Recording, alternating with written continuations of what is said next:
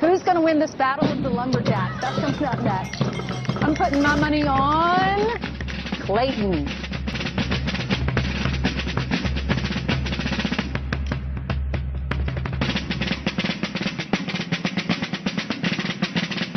Brett Morse, he's a dairy farmer, and this is his farm that we're on, and hey, all right, this early in the morning.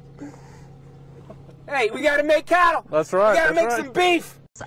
Of course, LeBron bringing a lot of success to Cleveland, but just not enough. Not quite enough. Not quite enough success. In the 90s, I thought, lots of fun tweets. So we'll start with D, who says, in the 90s, I thought that computers were much easier to use. Remember the green flashing, you know, in the dial-up? Oh, yeah, sure do. And thought nothing will ever be as cool as crystal meth. Pepsi. I'll grow a beard. Yeah. This is in my jeans. Yeah. It's in your jeans? What?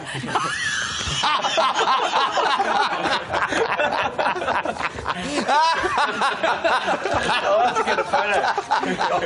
No, you won't get a photo. Okay, well, I'm a witness here. What I seen was a horrible, tragic situation. The guy was coming down, and I guess the police was trying to do a stop point. The man said, no, not today, and they began to race behind each other like cats and dogs. The police officer got behind the man, and the police car just twisted around like a tornado, girl, and the Lord just shook it up, and the man just got injured. His head went to one side, and his body went to the other side, and girl, he hit the pole, and now the result is this police officer don't know if his life is going to continue to make it, or he going to just tap out. Lord be with this young man. He need a blessing. I was actually going to buy me a piece of burger from Burger King, and I just stopped right in the middle because my hunger just went away. Because when I seen that accident, girl, I just began to be nosy, and I just had to just understand that somebody was experiencing this difficulty moment that was just not, ma'am, I just cannot bear to continue to talk.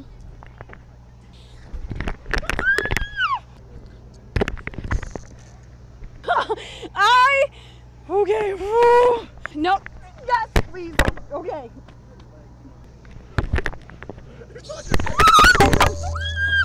On May 17. But police say the investigation into who shot who and how many of the 9, if any.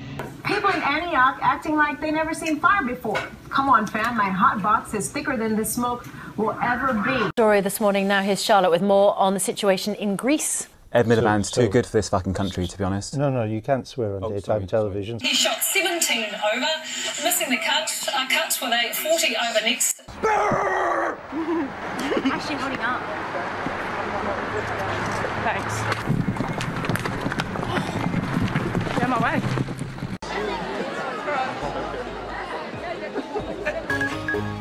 Op het programma alleen artiesten die spektakel combineren met humor. Sorry, het is grappig. En die komen zowel uit België als uit het buitenland. Zoals Gelderschutter. So in Luton, for example, more than half of pupils speak English as an additional language. Here in Peterborough, it's 39%, but in central Bedfordshire, the figure is much, much lower. Just 5%. Well, Tom may have been disappearing in his report there. I'm very pleased to say he's reappeared in the studio. Now, in the past few weeks, the SPCA has been receiving calls. Sorry about that. Hi. Have a nice day. Thank you. Sorry about that. Will they trade it? What has the departure of David West done to the team's plans? Oh, gotta like that on live TV, huh? The Pacemates enjoying some free airtime. Boy, where was I? Wow. New NBA rules. This is no longer a foul. Oh, that's no longer a foul. We learned that tonight in the Golden State game. Thank you, Jeff. Actually, you should have come down and hacked me a little harder. You should have taken a saw and sawed off my arm. That is still not a foul. That's allowed. Yeah, it's not a foul anymore. Not a lot of calls and a lot of hacking going on, and frankly, in the first quarter, Golden State could have gotten away with this. Hey, LeBron, you want to get to the basket? No way.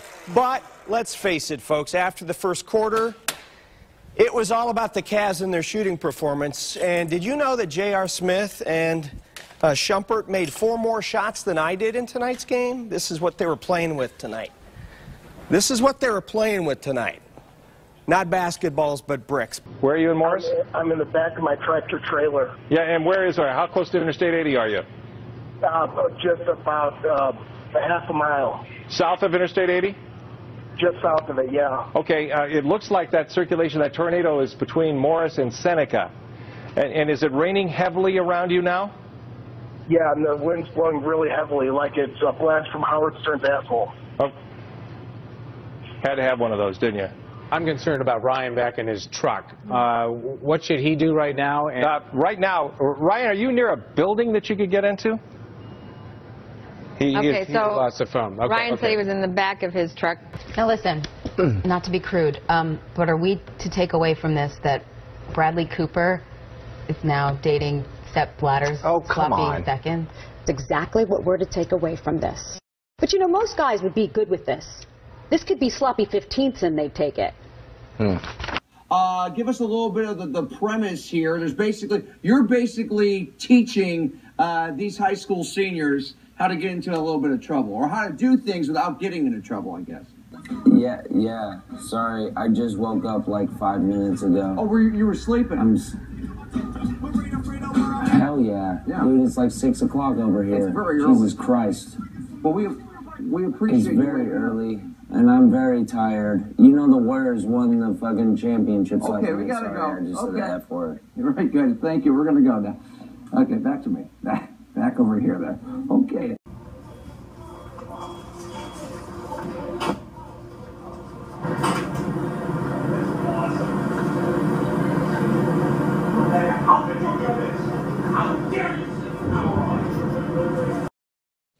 Yeah, we're good.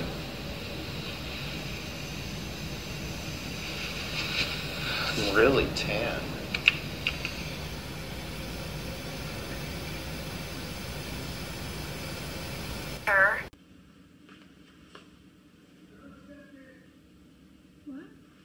What? Oh, you can just step in. He's gonna check your shot. Oh, okay.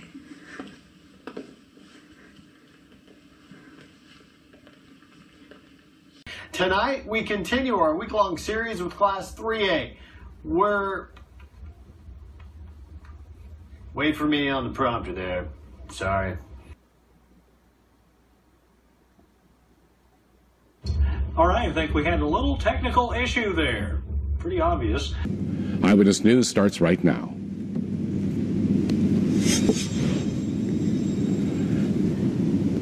And good evening. Our top story tonight. We are Bushnell Park went pink today for the Susan Komen of Connecticut annual Race for the Cure, and what a cancer survivor is saying tonight about the amazing event. And a manhunt continues in New York after 2 convicted murderers escaped. The latest on that is coming up.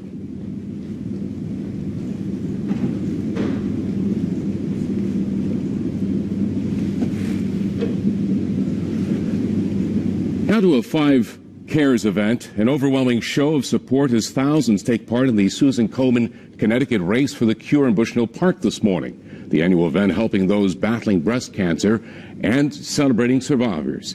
Channel 3's Eyewitness News reporter Sajata Jan has that story.